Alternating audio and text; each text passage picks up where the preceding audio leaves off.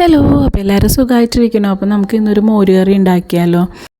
മോരുകറി എന്ന് പറയുന്നത് ചെനച്ച കായ വെച്ചിട്ടാട്ടോ. അതായത് പഴുക്കാൻ തുടങ്ങുന്ന ഒരു പ്രായം ഉണ്ടല്ലോ, നേന്ത്രക്കായ പഴുക്കാൻ തുടങ്ങുന്ന ഒരു പ്രായം. ആ പ്രായത്തിലുള്ള കായട്ടോ 2 എടുത്തിട്ടുണ്ട്. എന്നിട്ട് നമുക്ക് ഇതേപോലെ തൊലി കളഞ്ഞിട്ട് നെടുകെ പൊളിച്ച് ചെറിയ കഷ്ണങ്ങളായിട്ട് അരിഞ്ഞെടുക്കാം കേട്ടോ. എന്നിട്ട് ഇതിലേക്ക് വെള്ളവും ഉപ്പും കൂടി ആഡ് ചെയ്ത് കൊടുക്കുക. പിന്നെ പച്ചമുളക് ആഡ് ചെയ്ത് കൊടുക്കാം കേട്ടോ.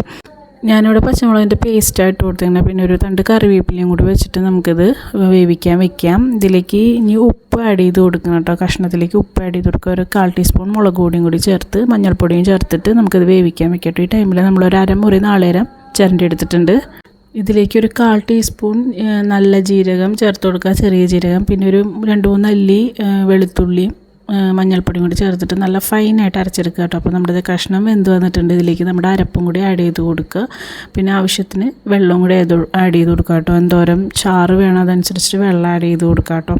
എന്നിട്ട് ഇതൊന്ന് അരപ്പ് വേകാൻ വെക്കുക. ഇതിലേക്ക് ഉപ്പ് കൂടി ആഡ് ചെയ്ത് കൊടുത്തിട്ട് അരപ്പ് വെന്ത് കഴിഞ്ഞതിന് ശേഷം നമ്മൾ ഇതിലേക്ക് പുളിയുള്ള തൈര് ആഡ് ചെയ്ത് കൊടുക്കുക കേട്ടോ. പുളിയുള്ള തൈര് തന്നെ എടുക്കണം കേട്ടോ, നല്ലോണം മോരുകറിക്ക് ടേസ്റ്റ് ഉണ്ടാവുള്ളൂ. ഞാനിത് 50 ml കപ്പിൽ 2 കപ്പ് ആഡ് ചെയ്തിട്ടുണ്ട്. നമ്മുടെ മോരിൻ്റെ പുളി അനുസരിച്ചിട്ട് നമ്മൾ ആഡ് ചെയ്യുന്ന മോര് അളവ് വ്യത്യാസം വരും. ഇപ്പോൾ പുളി കൂടുതലാണെങ്കിൽ നമ്മൾ കുറച്ച് ആഡ് ചെയ്താൽ മതി. ഇതിപ്പോൾ ഒരു മീഡിയം ടൈപ്പ് പുളിയായിരുന്നു. അപ്പോൾ ഞാനൊരു 2 കപ്പ്, അതായത് 50 ml കപ്പിൽ 2 കപ്പ് ആഡ് ചെയ്തിട്ടുണ്ട്.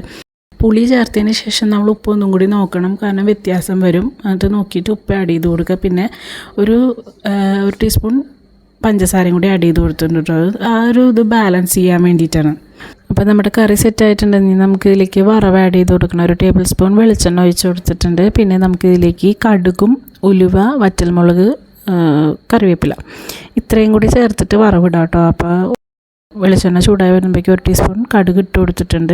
പിന്നെ ഉലുവയും കൂടി ചേർത്ത് കൊടുക്കാം കേട്ടോ. ഉലുവ ഞാൻ ചേർക്കുന്നത് കാണിക്കാൻ വിട്ടുപോയി.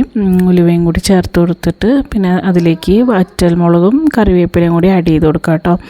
അത് തീയൊന്ന് സിമ്മിലേക്ക് വെച്ച് കൊടുക്കുക. ഗ്യാസ് ഒന്ന് സിമ്മിലേക്ക് ആക്കിയിട്ട് നമുക്കിതിലേക്ക് ഒരു 1/4 ടീസ്പൂൺ കാശ്മീരി ചില്ലി ഞാൻ ആഡ് ചെയ്ത് കൊടുക്കുന്നുണ്ട് കേട്ടോ. അത് ആ കറിക്കൊരു കളറ് കിട്ടാൻ വേണ്ടിയിട്ട് നമ്മൾ വറവിടുമ്പോൾ അങ്ങനെ ഇട്ട് കഴിഞ്ഞാൽ കറിക്കൊരു നല്ലൊരു കളറ് കിട്ടും.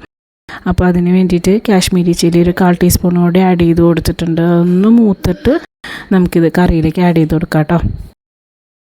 അപ്പോൾ നമ്മുടെ വറവും കൂടി ഇട്ട് കഴിഞ്ഞാൽ നമ്മുടെ മോരുകറി സെറ്റായിട്ടോ. നല്ല കുത്തിരി ചോറും മോരുകറിയും പപ്പടവും പിന്നെ ഒരു മെഴുക്കുവരട്ടിയും കൂടി ഉണ്ടെങ്കിൽ ഊണ് കുശാലം.